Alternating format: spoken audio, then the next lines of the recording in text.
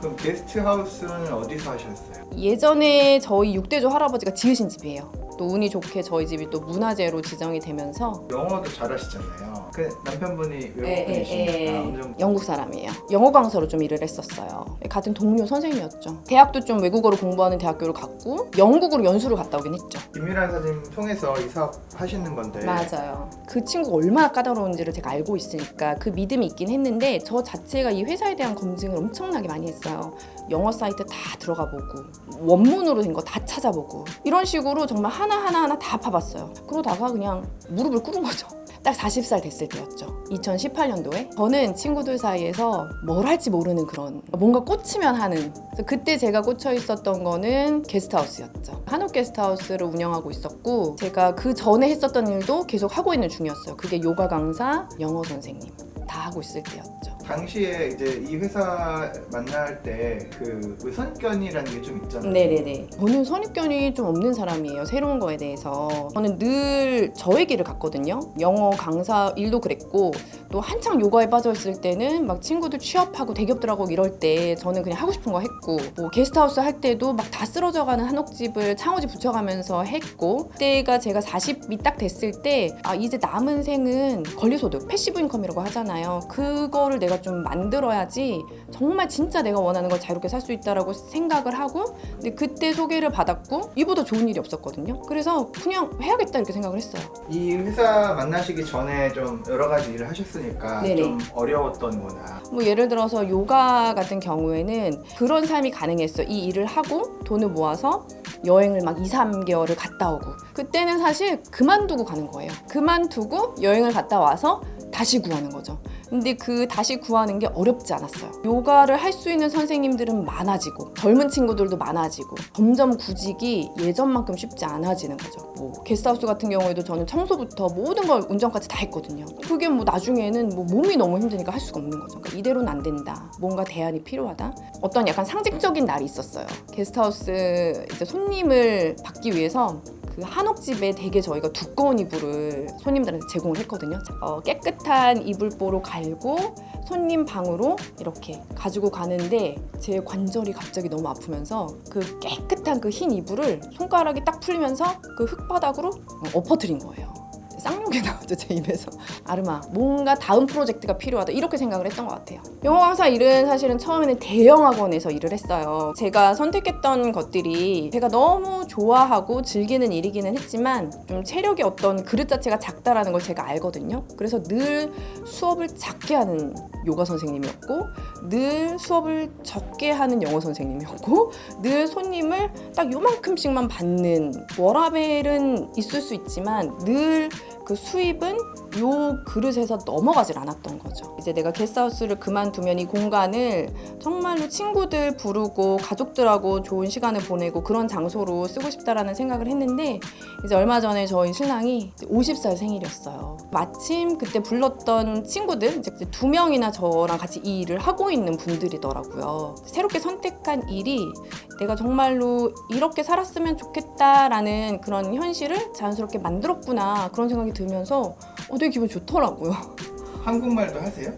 저희 신랑이요?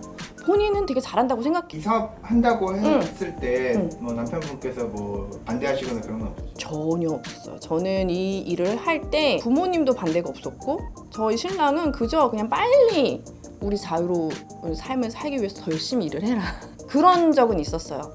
아무래도 이 일에 대한 선입견들을 가지고 저는 없어도 다른 사람들은 가지고 있을 수가 있잖아요. 근데 제가 지금까지 해왔던 선택들이 요가 명상을 하고 뭔가 현실에서 좀 동떨어져 있는 그런 선택들인데 뭐 돈이 이제 너 인생에서 뭐 제일 중요하게 된 거야? 이렇게 저를 보시는 분들도 있었어요. 저는 똑같은데, 저는 똑같은 사람인데 경제적인 자유가 저의 다음 프로젝트가 된 것뿐인데 정작 정말 저를 소중하게 생각하시는 분들은 전혀 저를 그냥 무조건 서포트를 해주셨죠. 그 마음이 처음에 되게 서운했는데 이해가 돼요. 그러면 월천까지도 네네. 벌으셨는데 네. 저희는 그 여행 자금 그 통장이 있어요. 자금이 늘어났죠. 그럼 늘어나면 남편분이 좀 기대하셨겠어요? 이러다가 더 느는 거 아니야? 너무 기대하죠. 너무 기대했어요? 너무너무 기대해요. 제가 늘 지금까지 하던 일은 소득이 똑같았거든요.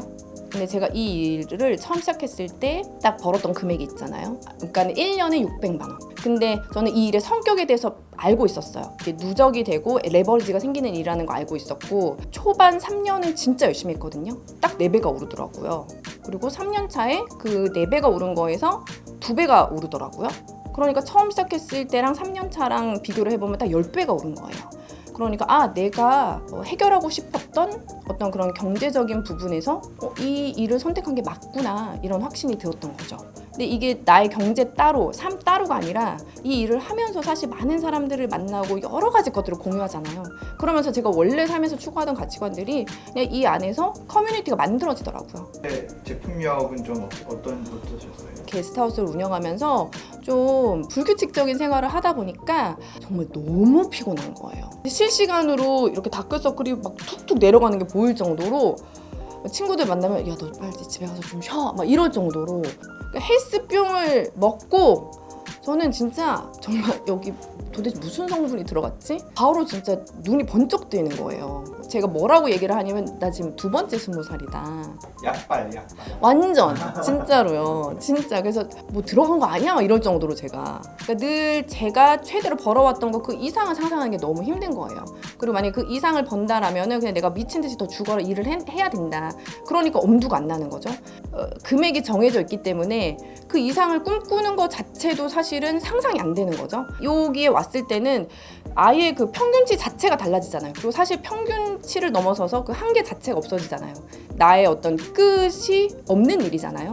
그러니까 사실은 저는 지금 제가 처음에 목표했던 거는 사실 이룬 지 너무 오래고요. 지금은 제가 예전에 상상하지도 못했던 상황을 그냥 너무 쉽게 꿈을 꾸게 되는 것 같아요. 그렇게 커지게 된 거는 사실 제가 놓여있는 환경 자체를 바꾼 거잖아요. 그게 당연하고 그게 자연스러운 환경, 그런 생각을 하고 있는 사람들로 저를 데려다 놓은 거죠. 여행을 정말 많이 다녔거든요. 부모님을 모시고도 이제 여행을 여러 번 다녔었어요. 아무래도 제가 돈을 쓰거나 그런 여행이다 보니까 저희 엄마가 휴식을 잘 못 하시는 거예요. 낮잠을 전 엄마가 못 주무시는 분이라고 생각을 했었거든요. 근데 이 일에서 제가 보너스로 가게 된 여행에서 엄마가 그렇게 낮잠을 주무시는 거예요. 그 호텔 방에 누워서 너무너무 맘 편하게 낮잠을 주무시는 거예요. 그래서 나중에 얘기를 하다 보니 그러니까 이 여행은 너가 돈 하나도 안 쓰고 회사에서 오롯이 다 보내주는 그런 생각 때문에 그런가 봐. 엄마가 마음이 너무 편해서 엄마가 이렇게 낮잠을 잘 자는 사람인지 엄마도 몰랐다 하시는 거예요. 이 일을 하면서 더 성과 많이 내서 여행 보내드려야겠다. 같이 가야겠다 이 생각 들더라고요. 퀄리티가 너무 좋아요. 진짜 너무 감사합니다. 진짜 세상 정말 감사합니다. 베스트 버전이라는 표현 있잖아요. 그러니까 최고 버전의 내가 되자 약간 그런 게 저의 삶의 테마거든요. 나은 나로 되는 것 자체가 내가 생각하는 그 안전지대를 벗어났을 때인 것 같아요. 그러니까 안전지대에서 벗어나면 늘 그 두려움이 온대요. 근데 그 두려움의 존을 넘어가면 그때 배움이 있고 그때 성장이 있다고 하더라고요. 근데 이 일을 하다 보면은 늘 도전을 해야 돼요. 좀 불편함이라고 생각할 수 있는 그 도전을 해냈을 때 그때 제가 성장이 되더라고요. 엄청난 배움이 막 확 오는 것들을 경험을 정말 많이 했어요. 결국에는 내가 원하는 버전의 내가 되겠구나 이런 좀 확신이 드니까 그 도전하는 게 즐거워요. 정말로. 제가 이 일을 하면서 영어 공부했을 때랑 많이 좀 비교가 되더라고요. 정말 계속 시간 투자를 하고 내가 뭔가를 하고 있는데 하나도 안 느는 거예요. 내가 정말 너무 바보 같을 정도로 너무 답답해요. 그 교재를 딱 3번 반복을 하잖아요. 내가 아는지 모르는지 들어가고 안 들어가고 있는지 몰라도 그거를 그냥 무조건 3번에 반복을 하면은 어느 순간 갑자기 이게 다라라라 연결되는 것처럼 말이 트이고 영어가 보이는 순간이 와요. 근데 이 일도 저는 똑같다는 생각을 하거든요. 내가 뭔지는 모르겠고 보이지 않는 것 같지만 그냥 계속 집중해서 반복해야 하는 기간이 있어요. 많은 분들이 그 전에 너무 금방 그만두는 거예요. 그 시기를 반드시 넘어가는 그 경험을 해보셨으면 좋겠어요.